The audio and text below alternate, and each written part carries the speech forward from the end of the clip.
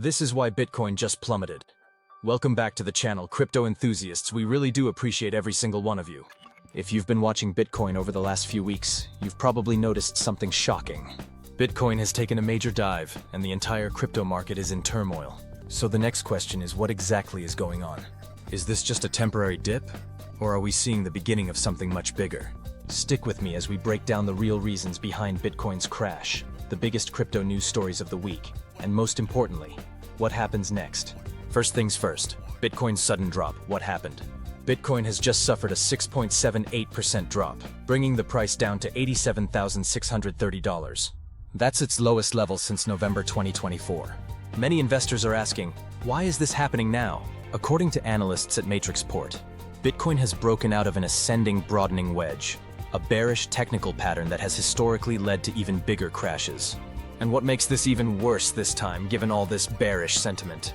All of this has contributed to low trading volume. That means fewer buyers are stepping in to catch the falling price, making the sell-off even more severe. Now you would be hoping that the worst is over, but that's just the start. Let's look at the major news stories fueling this market drop.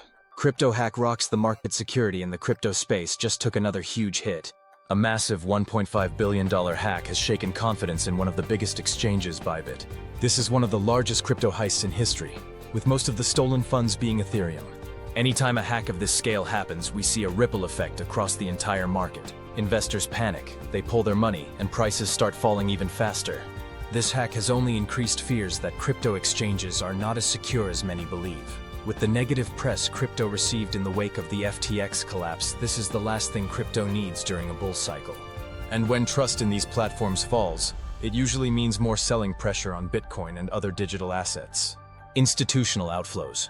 Big money is moving out. It's not just retail investors reacting. Big institutions are pulling their money too, leading to huge price dumps within the crypto world. Bitcoin ETFs, including Grayscale's GBTC, saw over $500 million in outflows in just the past week. This marks the second consecutive week of major fund withdrawals. If this were to continue, this could have major implications on the broader crypto market. When big investors exit the market, it creates even more downward momentum.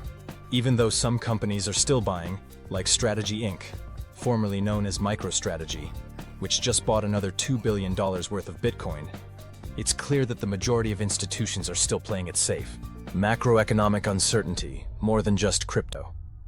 And here's another reason Bitcoin is tanking. It's not just about crypto.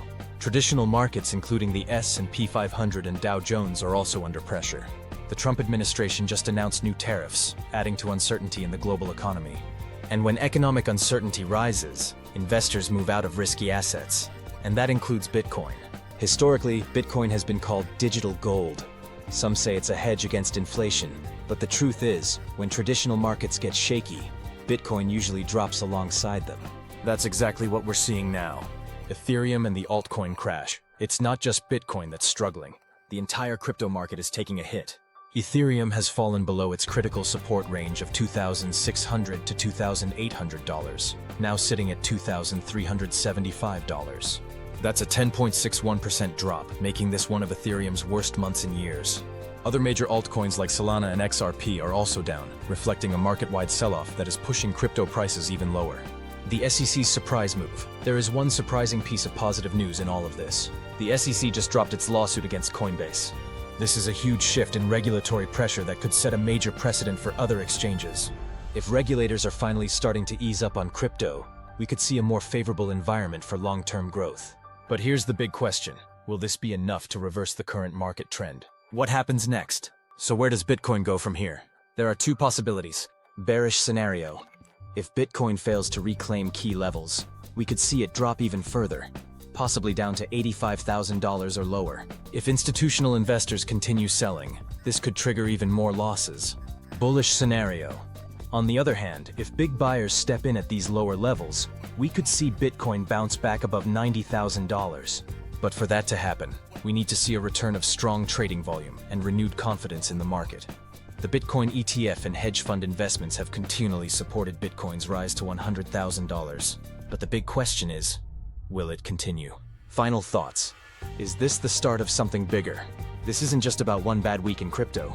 The combination of security concerns, institutional outflows, economic uncertainty, and technical breakdowns means this could be a much larger trend in the making. That's why it's so important to stay informed. The crypto market moves fast, and what happens next could define Bitcoin's trajectory for the rest of the year. Your thoughts? What do you think? Is this just another short-term dip, or is Bitcoin in real trouble? Drop your comments below and let's talk about it.